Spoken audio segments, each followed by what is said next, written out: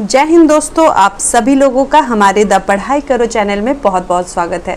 Friends, हम R S Sharma sir का जो है हम एंशिएंट हिस्ट्री पढ़ रहे हैं, ठीक है, प्राचीन भारत। तो इसका हमने कल एक पार्ट देखा था, अब हम आगे देखेंगे। कल हमने जो है सिंधु घाटी सभ्यता और वैदिक काल किया था, ठीक है। अब वैदिक काल में ही आपका ऋग्वैदिक काल है, तो ऋग्वैदिक काल के बारे में अब हम आज पढ़ेंगे, ठीक है।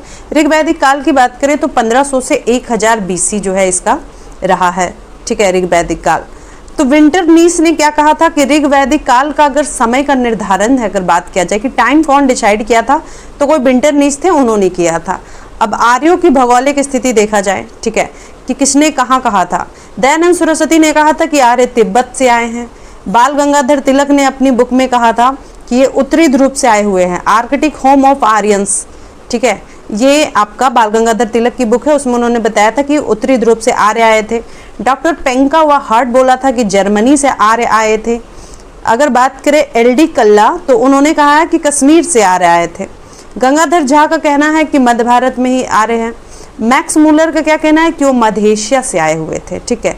सर्वाधिक मान्य जो है, अगर सर्वाधिक जितना हम देखें कि ज़्यादातर लोग जो मान्य मत, तो ये क्या कह रहे हैं कि आर्य अगर बात करें तो स्टार्टिंग से सप्त सैंधव में बस गए थे, ठीक है। सिंधु जो है आर्यों के लिए सबसे इंपॉर्टेंट नदी थी। सरस्वती अगर बात करें तो सबसे पवित्र नदी था। ऋग्वेद में नदी सूक्त में क्या कहा गया, सरस्वती को नदी तमा, देवी तमा, माती तमा कहा गया है, ठीक है। ऋग्वेद में अगर बात करें तो 5 सहायक नदी का जो है आपको उल्लेख मिल जाता है। कौन कौन सी नदी? ब्यास, सतलज, झेलम, रावी, चिनाब, ठीक है। अब इसके प्राचीन नाम देख लेते हैं। ब्यास को बिपाशा कहा जाता था, सतलज को सतुद्री कहा जाता था, झेलम को बितस्ता, रावी को पुरुषनी और चिनाब को अस्किनी कहा जाता था, ठीक है। ऋग्वेद में अफगानिस्तान की कुछ नदियों का भी उल्लेख आपको मिल जाएगा, ठीक है। और ऋग्वेद में एक पर्वतमाला मुजवंत, ठीक है, यानी हिमालय को ही बोलते हैं, हिमालय में ही एक पर्वतमाला है मुजवंत, उसका भी उल्लेख मिलता है। मुजवंत हमने पढ़ा था कि वहाँ पे जो है सोम पे पदार्थ जो है वहीं पे पाया जाता है, सोम, ठीक है। तो चलिए अब बात करते हैं कि ऋग्वेद में कौन कौन सी नदी का उल्लेख कितना बार मिलता है। तो गंगा और सरयू की बात करें तो 1 बार ही मिलता है। यमुना की बात करें तो 3 बार मिलता है। अब हम देखते हैं कि आर्यों की राजनैतिक स्थिति कैसी थी, है ना, उनका कैसा शासन चलता था। तो राजा का जो पद होता था उसमें वंशानुगत नहीं होता था, ठीक है। ऋग्वैदिक में राजा का पद वंशानुगत नहीं होता था। राजा को क्या कहते थे, तो गोप या जनस गोप कहते थे। राजा का पद जो है काफी गरिमामयी नहीं होता था, ठीक है। राजा का पद गरिमामयी नहीं होता था। फिर धीरे धीरे समय के साथ क्या हुआ, ऋग्वैदिक काल के अंतिम समय में बात हो रही है कि गोप का जो पद है यानी राजा का पद जो है वंशानुगत हो गया था। ऋग्वैदिक काल के अंतिम टाइम में जाकर के राजा का पद आपका वंशानुगत हो गया था। राजा के पास कोई अस्थायी सेना नहीं होती थी, ठीक है। और ज्यादातर लड़ाइयाँ उस समय किस लिए होती थी, तो जानवरों के लिए, जैसे गाय और घोड़ा के लिए ज्यादातर लड़ाइयाँ होती थी। राजा की सहायता के लिए अगर बात करें तो कुछ संस्था था, ठीक है। कौन कौन सा? पहला था विदव। विदव किसे कहते हैं? ये सबसे पुराना संस्था था विदव। और ये क्या करता था, तो ये लूट में जो धन मिलता था उसका बंटवारा करती थी विदव। दूसरी हो गई शवा। शवा क्या है, तो वहां पे जो है ऊंचे ऊंचे लोग यानी वरिष्ठ और कुलीन लोगों का समूह होता था, सभा में वो लोग आते थे, ठीक है, मंत्री संतरी हो गए। और ऋग्वेद में सभा का कितना बार उल्लेख मिलता है, तो वो 8 बार आपका ऋग्वेद में सभा का उल्लेख मिलता है। तीसरी हो गई समिति। समिति मतलब क्या होता है कि जन प्रतिनिधियों का समूह, ठीक है। हमारे जो रिप्रेजेंटेटिव है उनका जो ग्रुप हो गया वो हो गया, ठीक है, जन प्रतिनिधियों का समूह। यानी कि जैसे कि कहीं कोई रहता है जन प्रतिनिधि, मतलब आपका जो प्रतिनिधि हो गए, आपके गांव में मान ले जाए कोई है तो वो प्रतिनिधि हो गए, ठीक है। तो जन प्रतिनिधियों के समूह को समिति कहा जाता था। अलग अलग राज्य से जो है राजा आते थे उधर के, ठीक है, छोटे छोटे राजा। ऋग्वेद में अगर बात करें तो समिति का 9 बार उल्लेख मिला है। अस्पस क्या होता था, ये गुप्तचर का नाम था, गुप्तचर का विभाग था अस्पस। राजा की सहायता के लिए बात करें तो 12 मंत्री होता था, जिसको रत्नी कहा जाता था या रत्नीन कहा जाता था, ठीक है। बाज्रपति किसको कहा जाता था, तो जो गोचर भूमि होती थी उसका प्रमुख माना जाता था बाज्रपति को। बलि आपको राजा को जो दिया जाने वाला अपना मन से जो टैक्स दिया जाता था उसको कहा जाता था बलि। राजनीतिक इकाइयों की बात कर लेते हैं, तो जन किसको, तो गोप को, ठीक है। विषपति, ग्राम ग्रामणी, कुल कुलुप। जन, गोप, विषपति, ग्राम ग्रामणी, कुल कुलुप। आर्यों की अगर आर्थिक स्थिति की बात की जाए तो आर्य क्या करते थे, अपना जीवन जो है कैसे व्यतीत करते थे, तो गाय और घोड़ा उनका जो है काफी प्रिय पशु था, वो पशुपालन करके अपना जीवन व्यतीत करते थे ज्यादातर। ठीक है, ऋग्वेद में अगर बात करें तो कृषि शब्द का उल्लेख मिलता है। ऋग्वेद में कृषि और पशुपालन से जो आर्य अपना जीवन यापन किया करते थे। तो कृषि का कितना बार उल्लेख मिलता है, तो 24 बार मिलता है ऋग्वेद में। उसमें अगर 21 बात करें तो ये छेपक है। और मुद्रा प्रणाली यहाँ पे भी जो है मॉनेटरी सिस्टम नहीं था। ठीक है, यहाँ पे क्या होता था, वही होता था एक्सचेंज वाला, वस्तु विनिमय होता था। व्यापार में निस्क नामक सोने का, जवाहरात का प्रयोग किया गया है। ठीक है, ये लोग क्या प्रयोग करते थे, सोना का कोई ज्वेलरी था निस्क नामक, उसका प्रयोग किया करते थे। अब आर्यों की सामाजिक स्थिति देखें तो ये पहली बात तो पितृसत्तात्मक संयुक्त परिवार था। सिंधु घाटी मातृसत्तात्मक था, ऋग्वेद में पितृसत्तात्मक है। समाज को 4 वर्णों में जरूर विभाजित किया गया था, लेकिन इसमें जो है कर्म पे आधारित थे। ठीक है, ऋग्वेद में अगर बात करें तो पुरुष सूक्त में 4 वर्णों का आपका उल्लेख मिलता है। चूंकि पहला मंडल और 10वां मंडल हमने पीछे वाली क्लास में देखे थे, लास्ट क्लास में हमने देखा था कि ऋग्वेद में जोड़ा गया था। ठीक है, ऋग्वेद में जाति प्रथा का कोई उल्लेख नहीं मिलता है आपको, वर्ण व्यवस्था कर्म आधारित है ना, यानी कि जो वहां पे पुरुष सूक्त में जो 4 वर्ण है वो वर्ण व्यवस्था किस पे थी, तो कर्म आधारित थी। कौन जो जैसा कर्म करता था उसे वैसा बोला, ऐसा नहीं था कि जन्म से ही वो अगर कोई है वैश्य है तो वो वैश्य ही रह जाएगा, ऐसा नहीं है। अगर किसी के 4 बेटे हैं और 4 बेटों में कोई अलग अलग काम करते तो सबका अलग अलग तरीके का वर्ण में उसको बांट दिया जाता था। ठीक है, महिलाओं की स्थिति जो है ऋग्वेद में अच्छी थी, क्योंकि उन लोगों को जो है शिक्षा का अधिकार था, वहाँ महिलाएं शिक्षित होती थी। ठीक है, जैसे घोषा, अपाला, शिक्ता, लोपामुद्रा, ये सब विदुषी महिलाएं थी, यानी काफी पढ़ी लिखी स्कॉलर महिलाएं थी। ठीक है, इसमें से एक योद्धा महिला थी, उनका क्या नाम था, तो बिस्फला नाम था, जो एक योद्धा महिला थी। इसमें विधवा विवाह होता था, ऋग्वेद में बताया जा रहा है कि विधवा विवाह होता था। नियोग प्रथा का भी प्रचलन था। नियोग प्रथा क्या हो गया, नियोग प्रथा ये हो गया कि कहा जाता है कि जिन लोगों का जो है वंश आगे नहीं बढ़ पाने के कारण, मतलब जिनका पुत्र या पुत्री नहीं मिलता था, नहीं प्राप्त हो सकता था, तो उसके मंत्र के द्वारा जो है उन लोगों को पुत्र या पुत्री प्राप्त होती थी। तो ये नियोग प्रथा का उस समय ऋग्वेद में ऐसा उल्लेख है। बाल विवाह, पर्दा प्रथा, सती प्रथा, ये सब जो है बुराइयां बिल्कुल भी नहीं थी ऋग्वेद में। विवाह के समय जो गिफ्ट मिलता था उसको बहतू कहा जाता था। ठीक है, अमाजू किसको कहते थे, तो जो महिला क्या करती थी कि पूरी जिंदगी जो है पूरी लाइफ टाइम तक अनमैरिड होती थी, शादी नहीं करती थी और वो विद्या अध्ययन करती थी, यानी वो पढ़ाई करती थी। ठीक है, तो ज्ञान अर्जन करती थी, तो वो अमाजू हो गई। सामाजिक असमानता नहीं थी, अमीर गरीब, छोटा बड़ा नीचा, ये वो ऐसा नहीं था। घरेलू दासों का प्रयोग होता था। ठीक है, यानी घर में जो है दासों का प्रयोग रखते थे लोग दास को। अब आर्यों की धार्मिक स्थिति की बात करें तो ये प्राकृतिक बहुदेववाद था, फिर आपका एकाधी देववाद था, एकेश्वरवाद था एवं निर्गुण भक्ति में विश्वास करते थे। यानी अलग अलग पेड़ पौधा को, प्राकृतिक बहुदेववाद मतलब अलग अलग पेड़ पौधा को जो है ये लोग पूजते थे। बहुदेववाद था यानी बहुत सारे देवी देवता को मानते थे। महिला में बात करें देवी या देवता, ठीक है, ये दोनों को जो है ये लोग बहुदेववाद में हो गया।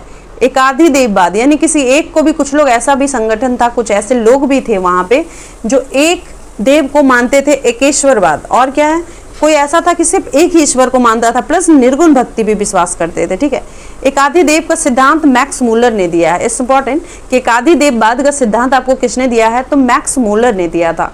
घोष क्या होता था, घोष जो है प्राचीनतम देवता होते थे, उनको घोष कहा जाता था।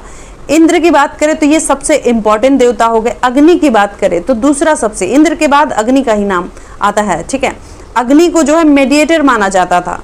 वरुण आपका तीसरा हो गया। तो वरुण को क्या कहा जाता था, ऋतु को कहता था कि ऋतु का संचालन जो है वरुण देवता ही करते हैं। ठीक है, ठंडा गर्मी वर्षा जो भी आ रहा है ये वरुण देवता का ही चलाते हैं। ठीक है, उन्हीं का मर्जी पे होता है। तो इस जगत की भौतिक, नैतिक एवं कर्मकांडीय व्यवस्था को ऋग्वेद में ऋत कहा जाता है। ऋत किसको कहा जाता है कि इस जगत की जो भौतिक हो गई, नैतिक हो गई और कर्मकांडीय व्यवस्था जो था, इसको ऋग्वेद में ऋत कहा जाता है। वरुण क्या है, 1000 सोने के स्तंभ वाले महल में रहता है। ठीक है, ऐसा माना जाता था कि जो वरुण देवता हैं वो 1000 सोना के स्तंभ वाले महल में रहते हैं। पूषण कौन होते, तो पूषण पशुओं के देवता को पूषण कहा गया है। ठीक है, ऋग्वैदिक आर्य यज्ञ जो है, ऋग्वैदिक आर्य लोग क्या करते थे, यज्ञ करते थे, अनुष्ठान करते थे। ये लोग योग और ध्यान करते थे। जादू टोना टोटका में ये लोग विश्वास करते थे। मूर्ति पूजा एवं मंदिरों के साक्ष्य नहीं मिलते हैं। ठीक है, मूर्ति पूजा और मंदिर का साक्ष्य नहीं मिला है। अब उत्तर वैदिक काल की बात करें तो 1000 से 600 बीसी इसका कार्यकाल है, ठीक है, उत्तर वैदिक काल का। इसकी भौगोलिक स्थिति की बात करते हैं, उत्तर वैदिक काल आपका 1000 से लेकर 600 बीसी ईसा पूर्व। अब भौगोलिक स्थिति की बात करते हैं तो आर्य जो है गंगा यमुना दोआब क्षेत्र तक फैले थे। इसकी जो भौगोलिक स्थिति है उत्तर वैदिक काल, ये कहाँ आर्य जो है इसमें कहाँ फैले हुए थे, तो गंगा जमुना दोआब क्षेत्र है वहां तक। उसके बाद दूसरी चीज हो गई कि मुजवंत के अलावा जो लोग 3 और भी चोटी का नाम जानते हैं, कौन कौन सा, त्रिकूट, मेनांग और कैत्रज, ठीक है, ये 3 चोटी है जिसको आर्य जानते थे। मुजवंत को तो जानते थे, यानी हिमालय को जानते थे, त्रिकूट पर्वत को जानते थे, मेनाक को जानते थे, कैत्रज को जानते थे। आर्य क्या है, आर्य कहाँ कृषि स्टार्ट किए थे, तो गंगा दोआब का जो एरिया था वहां पे उन्होंने कृषि स्टार्ट किया था। अगर उत्तर वैदिक काल में बात करें तो सिंधु हो गई, और सिंधु की सहायक नदी हो गई झेलम, रावी, ब्यास, सतलज, है ना, ब्यास, सतलज हो गई। तो ये सब जो है आपका सिंधु की सहायक नदी। और अफगानिस्तान की नदियों का भी उल्लेख मिलता है, सरस्वती का भी उल्लेख मिलता है। सतपथ ब्राह्मण के हिसाब से राजा विदेव माधव ने अपने पुरोहित गौतम राहुगणा को साथ लेकर जो है गंडक नदी तक पहुंच गया था, ठीक है, ये आपको एनसीईआरटी, ठीक है, एनसीईआरटी में भी आपको ये बात मिल जाएगी कि सतपथ ब्राह्मण के हिसाब से क्या था कि विदेव माधव अपना पंडित का नाम है गौतम राहुगणा, उसको लेके गंडक नदी के पास पहुंच जाते हैं और वहां जो है प्रार्थना करते हैं। तो चलिए राजनीतिक स्थिति की बात करें तो राजा का पद जो है काफी महत्वपूर्ण, गरिमामयी, काफी प्राउड वाला होता था और प्लस वंशानुगत हो गया था। कब, उत्तर वैदिक काल से ये वंशानुगत हो गया था, और इससे पहले जो है वंशानुगत नहीं था वैदिक काल में, ऋग्वेद काल में मतलब नहीं था, लेकिन जब उत्तर वैदिक काल आता है तो यहाँ से वंशानुगत हो जाता है राजा का पद। राजा क्या है कि अब सम्राट, विराट, स्वराट, एकराट, भोज जैसी उपाधियां धारण करने लगा था। ये पूर्व में जो राजा होते थे वो अपने आप को सम्राट की उपाधि से सुशोभित करते थे। पश्चिम में जो राजा होते थे वो स्वराट का, उत्तर में जो राजा होते थे विराट, और दक्षिण में जो होते थे वो एकराट, और जो मध्य के राजा होते थे वो भोज, ठीक है। तो राजा का क्या है उस समय, उसके बाद जो उत्तर वैदिक काल में राजा यज्ञ का आयोजन भी करवाता था। 3 तरीके के मेन यज्ञ थे। पहला हो गया राष्ट्रीय यज्ञ। राष्ट्रीय यज्ञ क्या होता था, पहले होता था कि राज्याभिषेक जब होता था तभी राष्ट्रीय यज्ञ होता था, लेकिन फिर धीरे धीरे करके क्या हुआ कि हर साल राष्ट्रीय यज्ञ होने लगा। इसमें क्या होता था, राष्ट्रीय यज्ञ में आपका होता था कि सम्राट जो होता था, ठीक है, सम्राट हल चलाता था और रत्नीनों के घर जाता था। रत्नी तो हमने पहले देखा मंत्री है, ठीक है, तो यानी मंत्रियों के घर जाता था, भोज वहां करता था। अश्वमेध यज्ञ दूसरा हो गया। अश्वमेध यज्ञ, अश्वमेध यज्ञ क्या हो गया कि ये साम्राज्यवादी यज्ञ होता था। ये साम्राज्यवादी, साम्राज्य को दिखाना रहता था कि हम कितने पावरफुल हैं, तो उसके लिए अश्वमेध यज्ञ किया जाता था। अश्वमेध यज्ञ अगर याद हो तो श्री राम ने भी किया था, ठीक है, उस समय लवकुश का जो आता है, तो यहाँ से अश्वमेध यज्ञ हो गया। तो इसमें घोड़ों के लिए उन्होंने उस समय घोड़ा था, है ना, घोड़ा से होता है। तो चलिए अब इसकी बात करते हैं कि इसका ड्यूरेशन कितना है, समय अवधि, तो 3 दिन का होता था अश्वमेध यज्ञ, ठीक है। अब वाजपेयी यज्ञ तीसरा हो गया। वाजपेयी यज्ञ में क्या होता था कि इसमें जो है खेल कूद प्रतियोगिता का आयोजन होता था, और इसमें राजा जो है स्वयं क्या करता था, खुद राजा जो है रथ दौड़ में हिस्सा लेता था और हमेशा वो जीतता ही था। अरे भाई राजा है तो जीतेगा ही, वाजपेयी यज्ञ, ठीक है। अब राजा के पास अस्थायी सेना नहीं थी, ठीक है, राजा के पास जो है कोई अस्थायी सेना अभी तक नहीं थी। राजा को दिया जाने वाला कर को बलि हमने देखा। सम्राट जो है निरंकुश हो गया था, ठीक है, सम्राट जो है निरंकुश हो गया था।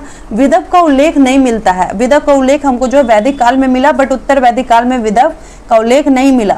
सभा और समिति का अधिकार हमको जो है वैदिक काल में हमको दिखा, ठीक है, ऋग्वैदिक काल में, लेकिन इसमें क्या हुआ, उत्तर वैदिक में ये अधिकार कम हो गए थे। अथर्ववेद में सभा या समिति को प्रजापति की 2 पुत्रियां बताया गया है। ये भी हमेशा क्वेश्चन में आता है कि किसमें जो है सभा और समिति को प्रजापति की 2 पुत्रियां बताया गया है, तो अथर्ववेद में। अब इसकी आर्थिक स्थिति की बात कर लेते हैं। तो ये हमें पता है कि 1000 बीसी के आसपास लोहे की खोज हुई थी, है ना, यूपी के इटावा जिले के अतरंजी खेड़ा गांव में, है ना, उस समय जो है लोहे की पहली बार खोज हुई थी। आर्य क्या किए, जब लोहे की खोज हुई तो आर्य जो है पहले से खेती करते थे और यहाँ पे खेती करना ये लोग अभी तक स्टार्ट रखे थे, ठीक है। लोहे का जो हल है अब यूज होने लगा था। तो अथर्ववेद के अनुसार राजा पृथुवैन्य ने सर्वप्रथम कृषि की। अथर्ववेद कहता है कि सबसे पहले किस राजा ने कृषि की है, तो पृथुवैन्य ने। अथर्ववेद में टिड्डियों का भी उल्लेख मिलता है। टिड्डी हम लोग जानते हैं जो फसल को खराब कर देता है ना, तो अथर्ववेद में टिड्डी का उल्लेख मिलता है। सतपथ ब्राह्मण में कृषि की विधियों का उल्लेख मिलता है। शतपथ ब्राह्मण में कृषि की प्रोसेस का जो है आपको उल्लेख मिल जाएगा शतपथ ब्राह्मण में। शतपथ ब्राह्मण की काठक संहिता में ऐसा हल के बारे में पता चलता है जिससे 24 बैल मिलकर खींचते, मतलब सोचे कि कितना बड़ा होगा हल, है ना। शतपथ ब्राह्मण में कहा गया है काठक संहिता में कि एक ऐसा हल था जिसको 24 बैल मिलकर खींचते थे। आर्य जो है पशुपालन और खेती दोनों करते थे। गाय और घोड़ा उनका प्रिय पशु था। अधिशेष उत्पादन होता था, यानी कि जितना उनके यूज के लिए जरूरत था उससे काफी ज्यादा ये उत्पादन करते थे और उसको बेचने के लिए बाजार जाते थे। फिर दूसरे में फिर क्या हुआ, धीरे धीरे करके दूसरे नगर में भी जाना स्टार्ट कर दिए। मुद्रा प्रणाली यहाँ पे अभाव था, नहीं था। निष्क और गाय द्वारा व्यापार होता था। निष्क जो सोने का ज्वेलरी हो गया, वस्तु विनिमय यहाँ होता था। सामाजिक स्थिति की बात करें तो पितृसत्तात्मक संयुक्त परिवार था। इसमें 4 वन विभाजित हो गए थे। अब यहाँ से क्या होता है कि वन व्यवस्था जन्म आधारित हो जाती है। जन्म आधारित कब से होती है, तो उत्तर वैदिक काल का जो अंतिम समय आता है उस समय से जो है वन व्यवस्था जन्म आधारित हो जाती है। कुल एवं गोत्र शब्द का यहाँ पे यूज होने लग जाता है। अब सामाजिक असमानता नहीं थी यहाँ पे, लेकिन फिर भी सामाजिक असमानता जो है नहीं थी उस समय तक, उत्तर वैदिक तक।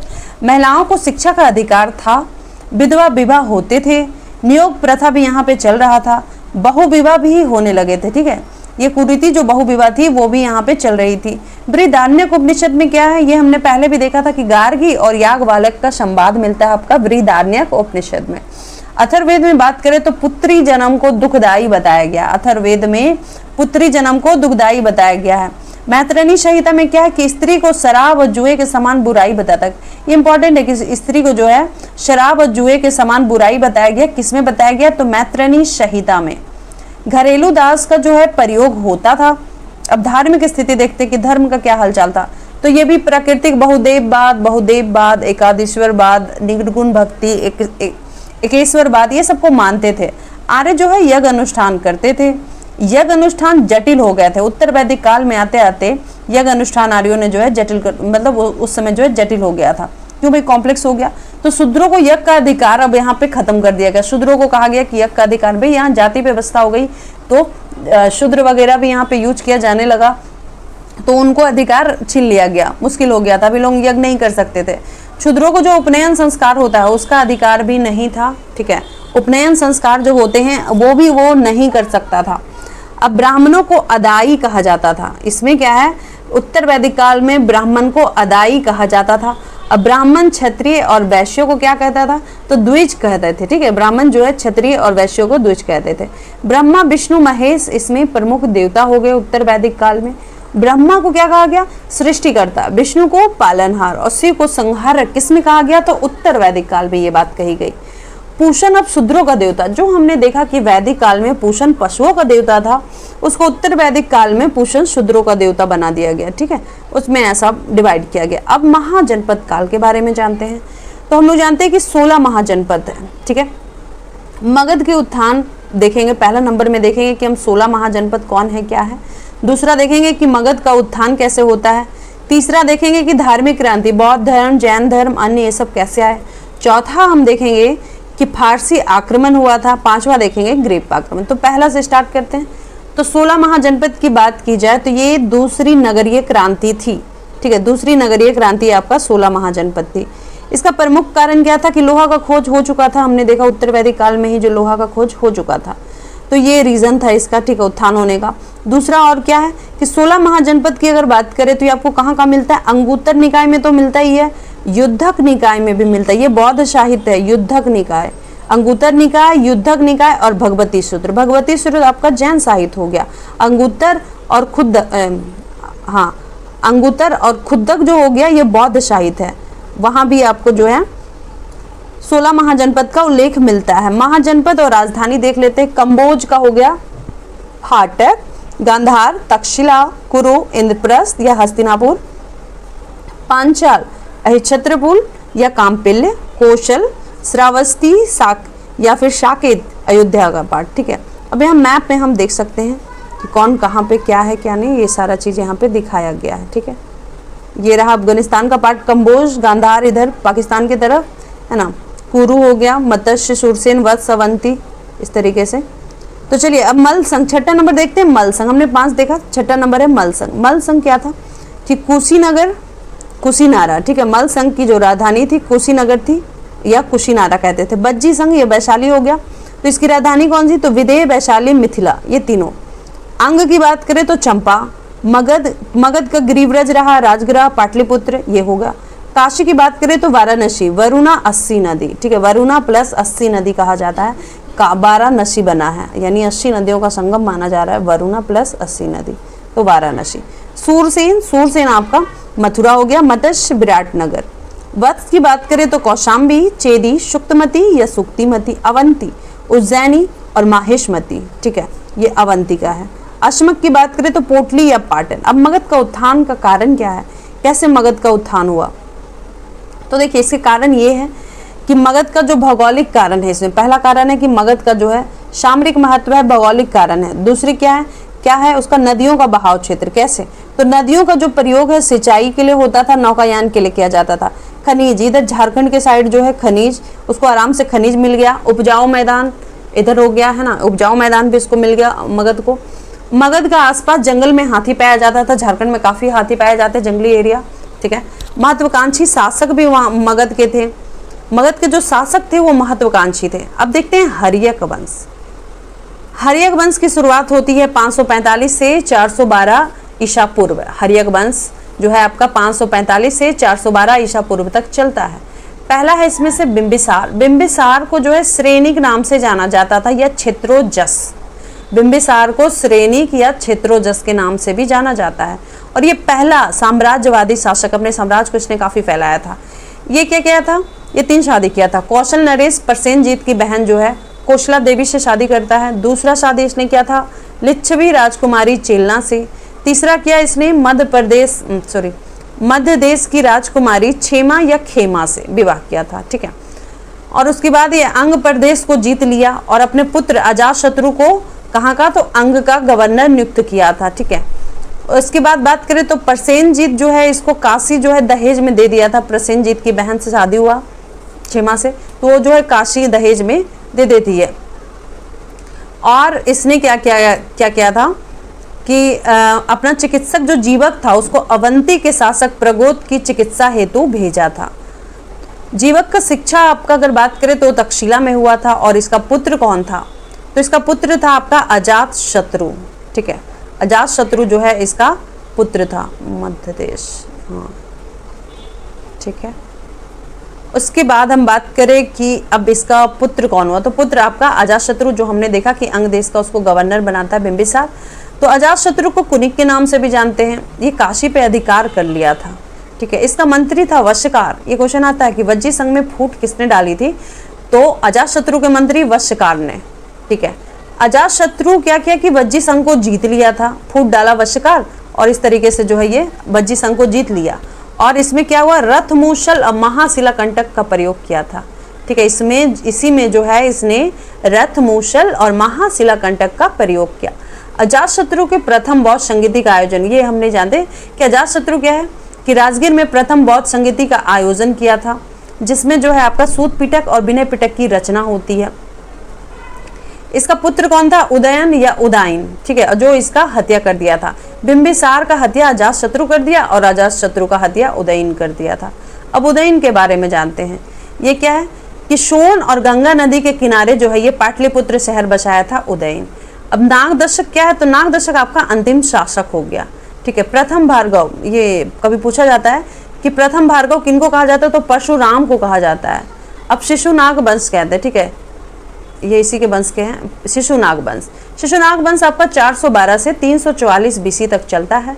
शिशुनाग वंश की स्थापना किसने की थी, तो शिशुनाग ने ही की थी, और ये अवंती को जीत लिया था। और इसने किसकी राजधानी बनाई थी, तो वैशाली को अपनी राजधानी बनाई थी। दूसरा नंबर पे उसका बेटा कालाशोक, तो वो क्या करता है, दूसरा बौद्ध संगीति का आयोजन जो है कालाशोक करवाता है। कहाँ पे, तो वैशाली में ही, ठीक है। और उस समय जो है दूसरे के समय में जो महासांगिक और स्थिरांगिक का जो है विभाजन होता है, और ये पाटलिपुत्र को जो है फिर से राजधानी ये बनाता है। पहला तो उदयन था और दूसरा आपका कालाशोक दूसरा बार बन रहा है। अब नंद वंश, तीसरा आता है नंद वंश। नंद वंश क्या है कि 344 से 322 बीसी तक जो है इसका कार्यकाल है। नंद वंश का जो है कितना तक रहा था, तो 344 से 322 बीसी ईसा पूर्व तक। महापद्मानंद पहला जो जाना जाते हैं नंदवंश के संस्थापक महापद्मानंद। इसका दूसरा नाम जो है भार्गव नाम से, दूसरा भार्गव किसको कहते हैं? महापद्मानंद को। पहला किसको कहते हैं? तो परशुराम को पहला भार्गव, दूसरा भार्गव महापद्मानंद को। और ये जैन धर्म का जो अनुयायी था, महापद्मानंद जैन धर्म का अनुयायी था। खारवेल का अगर हाथी गुम्फा अभिलेख देखे तो उसमें कलिंग का आक्रमण जो है ये किया था और वहाँ नहरों का निर्माण भी करवाया था और वहां से जीनसेन की मूर्ति लेकर आया था। कौन? महापद्मानंद। महापद्मानंद कलिंग पे आक्रमण करता है, वहां नहरों का भी निर्माण करवाया था और वहां से जीनसेन की मूर्ति लेकर आया था। अष्टाध्यायी के लेखक पाणिनि जो है इसके समकालीन थे। महापद्मानंद के समकालीन अष्टाध्यायी के लेखक पाणिनि थे, जिन्होंने संस्कृत व्याकरण की प्रथम पुस्तक की रचना की थी। अब उसका बेटा घनानंद का देखते हैं। तो घनानंद जो था वो चाणक्य का उसने क्या किया था? अपमान किया था। चाणक्य उसके समय में जो है दान विभाग का प्रमुख था। धनानंद जनता पे बहुत अधिक जो है टैक्स लगा देता है, जिससे जनता बहुत परेशान हो जाती है। और उसके बाद फिर क्या करता है चाणक्य? जब वो अपमान करता है तो चाणक्य जो है चंद्रगुप्त मौर्य को, है ना, मौर्य को जो है चंद्रगुप्त मौर्य को जो है मगध का शासक बनाने के लिए धनानंद की हत्या करवा देते हैं घनानंद। अब धार्मिक क्रांति हम देखते हैं। धार्मिक क्रांति आपका स्टार्ट होता है बौद्ध धर्म से, जिसके संस्थापक हैं गौतम बुद्ध। बचपन का नाम था सिद्धार्थ, जन्मस्थान लुम्बिनी नेपाल, जन्म 563 ईसा पूर्व, माता थी महामाया, मौसी या जो सतीली माँ थी प्रजापति गौतमी, ये बुद्ध का पालन पोषण की थी क्योंकि इनकी माँ जो है वो ये हो गई थी, डेथ हो गया था उनका। अगर इनके कुल की बात करें तो ये शाक्य कुल के थे, इसलिए इन्हें शाक्य मुनि भी कहा जाता है गौतम बुद्ध को। गोत्र की बात करें तो गौतम गोत्र था गौतम बुद्ध का।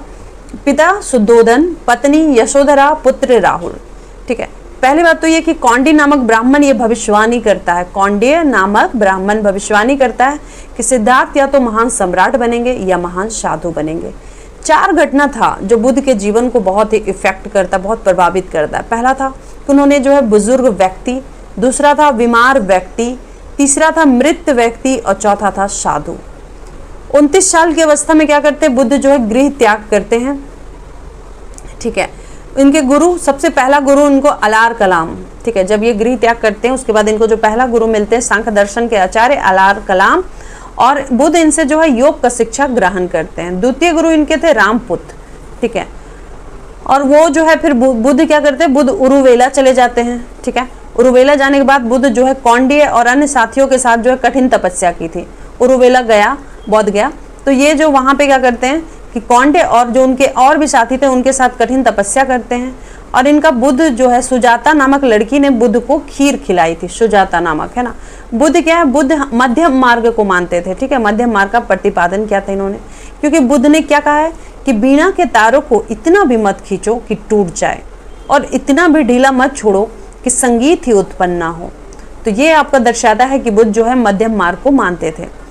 35 साल की अवस्था में बोध गया में क्या होता है, निरंजना नदी के किनारे जो है इनको पीपल के वृक्ष के नीचे बुद्ध को ज्ञान की प्राप्ति होती है। 35 साल में बुद्ध जो है शाक्यमुनि और गौतम बुद्ध के रूप में प्रसिद्ध होते हैं। बुद्ध क्या सारनाथ में संघ का स्थापना किए थे। ठीक है, सारनाथ में जो है संघ का स्थापना सारनाथ में किए थे बुद्ध। सारनाथ में अपना पहला उपदेश कौंडी और उसके साथियों को दिया था। ठीक है, इन्होंने, अब बात करें कि बुद्ध ने सबसे ज्यादा कहाँ उपदेश दिया था, तो श्रावस्ती में दिया था।